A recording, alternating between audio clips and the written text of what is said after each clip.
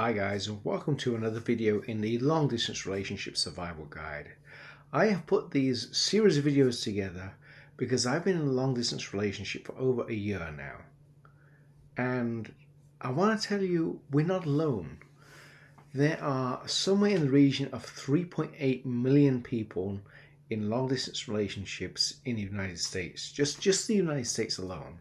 We're calling these now commuter relationships because basically, because of work commitments or something like that, you can't live together, so you commute to see each other, which is basically a long distance relationship. In today's video, we're going to be talking about coping strategies. How can you cope when you are so far away from someone and you're missing them so bad and your life just seems absolutely terrible? Let's talk about my coping strategies. Here is the number one rule I have found really helps: your calendar. Schedule everything. Schedule your day full from beginning to end, from the moment you wake up and you go to the gym or whatever, and then work, and then come home, call your family, and then eat dinner, focus on building a business or writing a book or whatever you want to do. Okay, put that all in your calendar. If you have empty spots on your calendar for whatever reason, fill those up with productive things to do. Learn a new skill, learn a new language, do something. Make sure that every minute of your day is used up. Why? Well, if you use up every minute of your day and you schedule every minute of your day in your calendar, you're not bored. And the last thing you want to do is get bored in a long distance relationship. That is how, especially if you're a guy, bad things happen.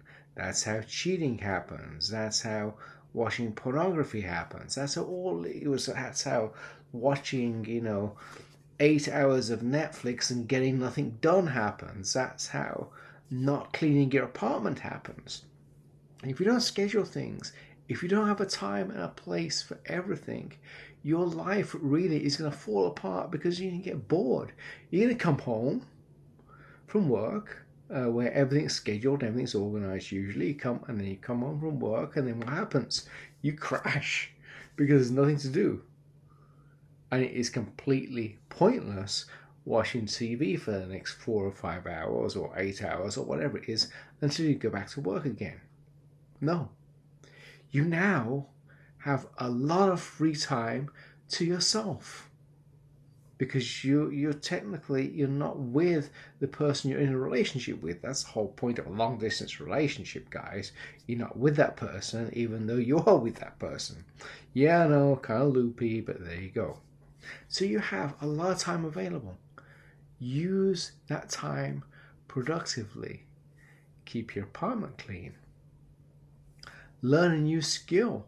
There's so much you can learn these days. Download an ebook and just read it and get some kind of new certification in whatever you're interested in.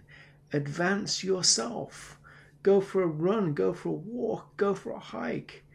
Improve your body, do something. It is now your time. Now you've got enough work. Don't waste it. And don't get bored. Don't get bored because you'll eat a quart of ice cream or watch a whole series on Netflix. You'll get nothing done, and you'll feel even more bored the next day because there'll be less to do.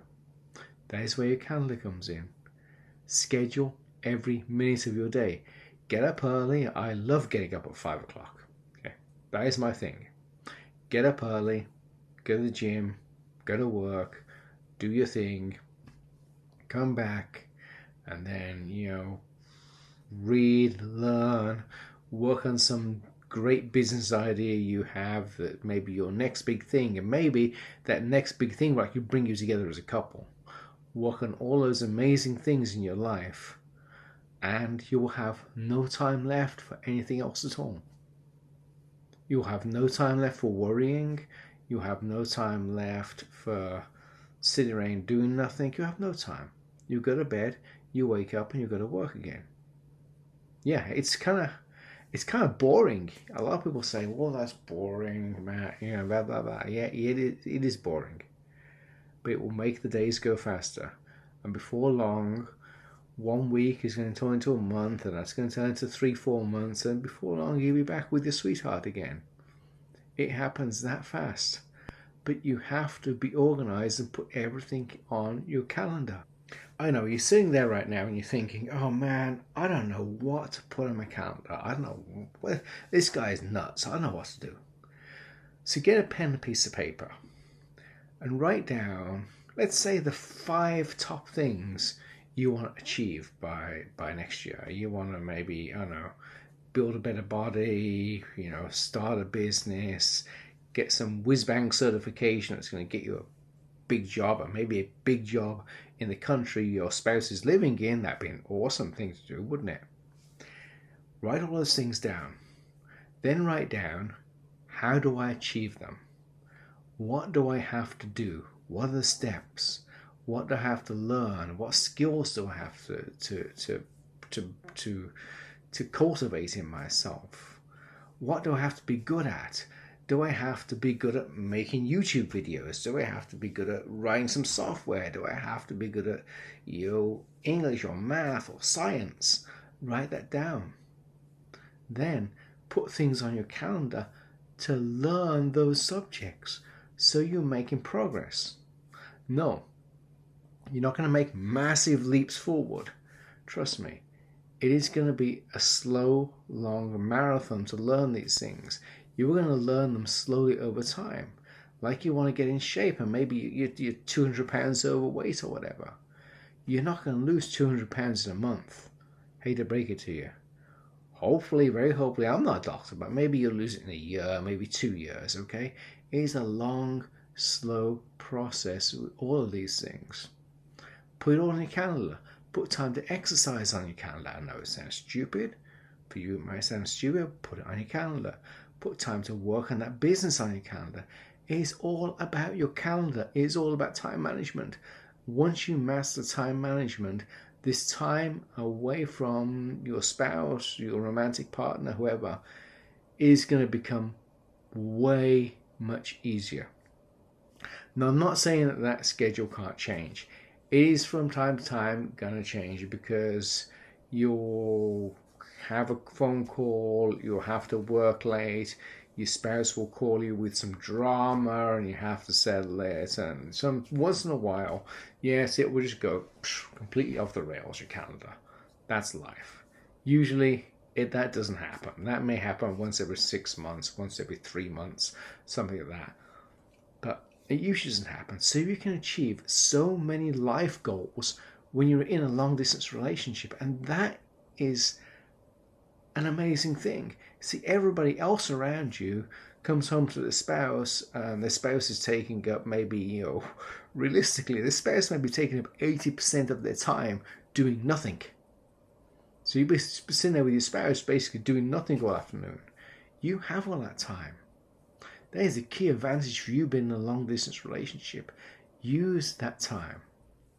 Use that time on yourself. Use it to improve yourself. And when you improve yourself, you become a better person. And maybe through that process, you'll find a way to turn that long distance relationship into a short distance relationship. So remember, discuss what you want to do with yourself, write it down, put it on your calendar, make it happen, and it will make the days go so much faster.